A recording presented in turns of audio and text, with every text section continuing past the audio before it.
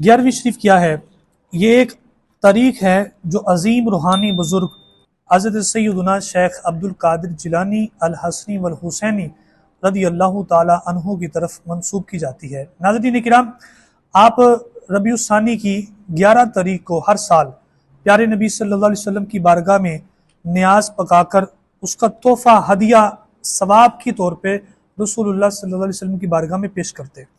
ये इतनी मकबूल हुई, इतना फैज़ान इसका हासिल हुआ, लोग जो आते थे इस लंगर शरीफ की बरकत से और तालीम और तरबियत की बरकत से उनके दिल बदलना शुरू हो गए। तो फिर आपने हर महीने की 11 तारीख को इसका एहतमाम किया, सालाना की बजाय माहाना हर महीने की 11 तारीख को इसका एहतमाम किया और इसकी मकबूलियत फैलती गई। दूर नज़दीक से सैकड़ों हज़ारों की तादाद में लोग आते और अहादीस कुरान पढ़ के तिलावत करके उसका सवाब आपकी बारगाह में पेश किया जाता है। अब आज यही वो मामूल है जो आपके बाद औलिया अल्लाह करते आए और उम्मत में चलता आ रहा है कि आपके इस अमल को जो रसूलुल्लाह सल्लल्लाहु अलैहि वसल्लम की बारगाह में मकबूल था, लोग इसको मनाते हैं और एहतमाम करते हैं, सनाखानी करते हैं, आपकी मनकबत पढ़ी जाती है। और ये आपके ज़माने के बाद आपके सजादा नशीन भी करते रहे। शेख मुहक्किक हज़रत शेख अब्दुल हक मुहद्दिस देलवी, ये मुहद्दिसीन के इमाम है, कहते हैं हमारे शेख ने हमें ये बात सुनाई कि हज़रत शेख अब्दुल कादिर जिलानी रज़ी अल्लाह ताला अन्हु की जो 11वीं है, सिर्फ हम नहीं मनाते, हम नहीं सिर्फ एहतमाम करते, बल्कि पूरी दुनिया के औलिया अल्लाह और मुसलमान मोमिन जो नबी सल्लल्लाहु अलैहि वसल्लम के पक्के फरमाबरदार हैं इसका एहतमाम करते हैं। इसी तरह हज़रत शाह अब्दुल अजीज मुहद्दिस देलवी कहते हैं नमाज असर के बाद आपके मिज़ार पे बादशाह, अमीर, गरीब, फकीर सारे इकट्ठे हो जाते।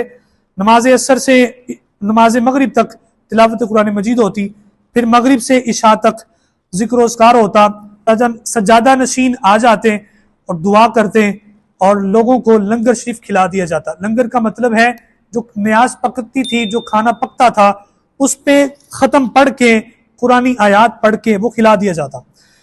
बिस्मिल्लाहिर्रहमानिर्रहीम वैसे भी पढ़कर खाना, ये भी कुरानी आयत है, सूरह नमल की आयत का हिस्सा है।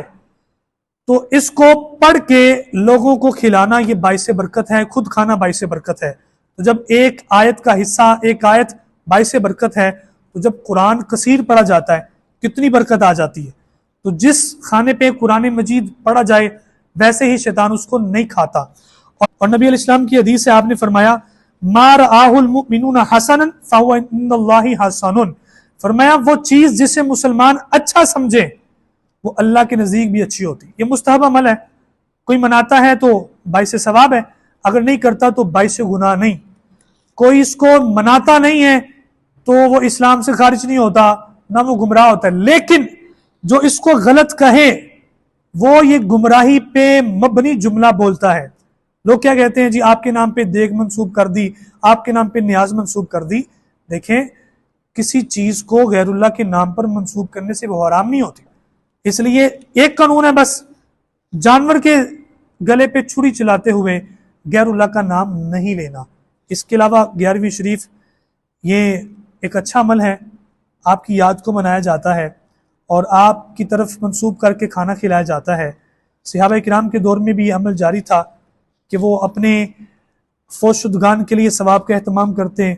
हज़रत साद बिन उबादा ने पानी का कुआं दे दिया, कईयों ने बाग दे दिया, बाग के फल लेके आ गए नबी अलैहिस्सलाम की बारगाह में। तो ये हम भी इस तरह करते हैं, फल ले आते हैं, खाना खिलाते हैं और उसका सवाब हम बेचते हैं नबी अलैहिस्सलाम की उम्मत को और खुसूसन शेख अब्दुल कादिर जिलानी रज़ी अल्लाह। गौसे आज़म बहुत बड़ी हस्ती हैं, उनसे प्यार करना चाहिए, औलिया अल्लाह से मोहब्बत करनी चाहिए।